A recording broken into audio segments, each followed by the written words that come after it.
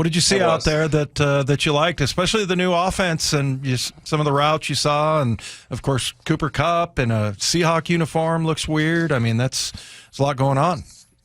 It does look weird in a Seahawks uniform, but I like it. I like it a lot. You know what I saw? What really stood out? And you were there. It's tough to really evaluate how fast guys look and the talent out there right now. It's a lot of walk-through tempo-ish, jog-throughs, trying to be, not get anyone injured for the before training camp and all that stuff comes. So it's not like it's full speed. And so it's tough to evaluate a lot. But what I did see is a young man out there, new draft pick, number 18.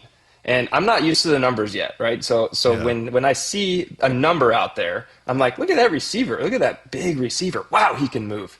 And I'm thinking as a receiver, and it's Elijah Arroyo, the new draft pick, the tight end. And he just blew me away, some of the routes he was running.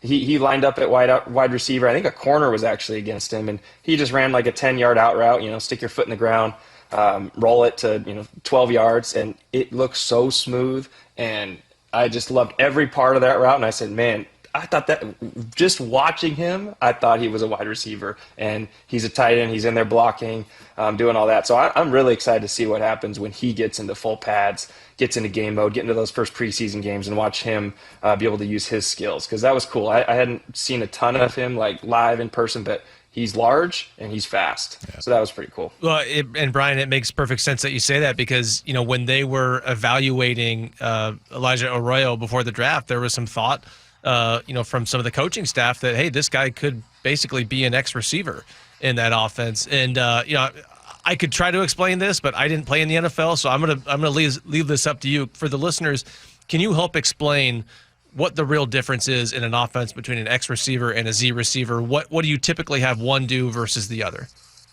Yeah, X receivers are typically, so if you have a play call, let's say it's spread right, let's just say, we're going to start at the very basics here.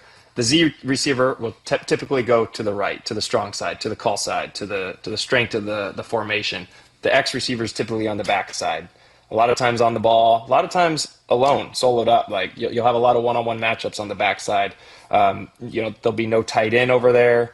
It'll just be tackle and then wherever the X receiver is. And that's very basic, but just kind of fundamental, I would say, of an X receiver. And so you just see a lot of one-on-one matchups out there on an island, a lot more room. I'd say a lot more deeper routes. You can there's less combination routes, whereas if you're on the front side of a play, you might have 2 or 3 receivers, crisscrossing, picking a zone apart, whatever. But you might just say, you might call a huge trips right, and whatever play you call to that side, and then just say X slant, and you just have your X receiver on the back side, on the left side, away from the call, one-on-one, run a slant route. So a lot of that kind of matchups. You get a lot of those matchups with an X receiver, and I could totally see Elijah Arroyo being that. And especially, I don't know how he is at the goal line, but having someone that large, and if you could spread him out and maybe throw him some jump balls, might be something they'll probably play around with a little bit during training camp. Hey, B-Walt, I was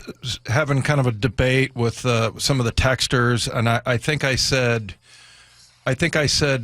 maybe DK Metcalf is a better receiver than Kupp, but I said that he was a much better football player, just more well-rounded. Kupp is that I just think he understands the game so much better. And I'm not saying that DK is just a robot that runs down, you throw him the deep ball and he goes up and gets it, but I just think his route running and his understanding of the game and defenses and things like that just seems off the charts.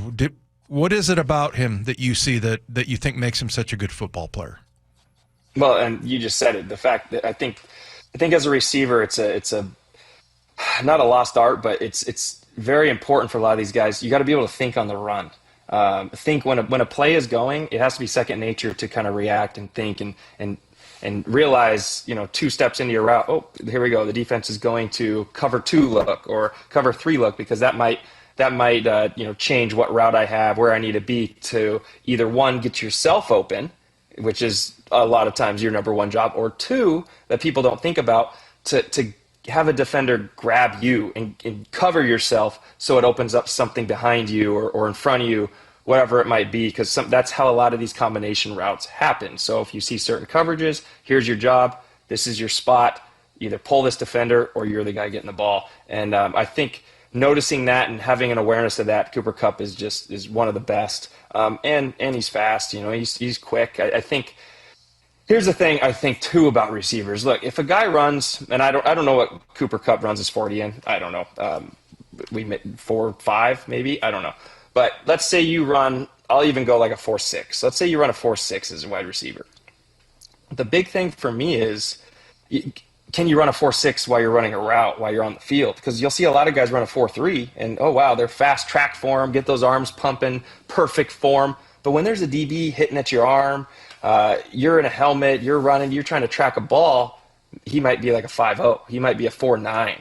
And if your speed fluctuates that much when you're running certain routes, then that takes away from route running ability. And something you see in Cooper Kupp is every route looks the same. He is running a 4.5, a 4.6 every single route. Then he breaks it off at 10 yards at that speed. So you're not seeing a lot of change. And as a defender, that's tough. That's tough to handle when they don't have a tell or a giveaway where, a lot of guys, I'm not going to say DK. DK wasn't like that. I've always been on the record saying DK's one of probably the most physically gifted receiver in the NFL. His speed, his size, his strength. But I do think that he hurt the Seahawks at points with his routes, with his route running, his inability to help be friendly, QB friendly, and that kind of stuff. And I don't think he has the great hands. I think here's where I see Cooper Kupp and why I like the addition. Let's go third down. Third down and 4. Okay. And you need to move the chains. You need a first down, big first down in the game. Cooper Kupp's a guy that you're going to be like, I'm going to go to him all day. And we are very confident that majority of the time he's going to make that play, whether it be a slant route, whether it be anything. You just trust him like that. I don't know if I had that same trust with DK. If I would say, DK, it's 3rd and 3, we need this, run a slant route, I don't know if I ever had that same trust because I think just because of his route running. And he had decent hands, but not the best hands, not Cooper Kupp hands. And so that's kind of my comparison with those two. But there's no one more physically gifted than DK. That'll be missed. But I think that a lot of these additions will make up for that 100%. Well, B-Walt, I wish we had more time, but we'll get you back on again and as the season draws nigh. So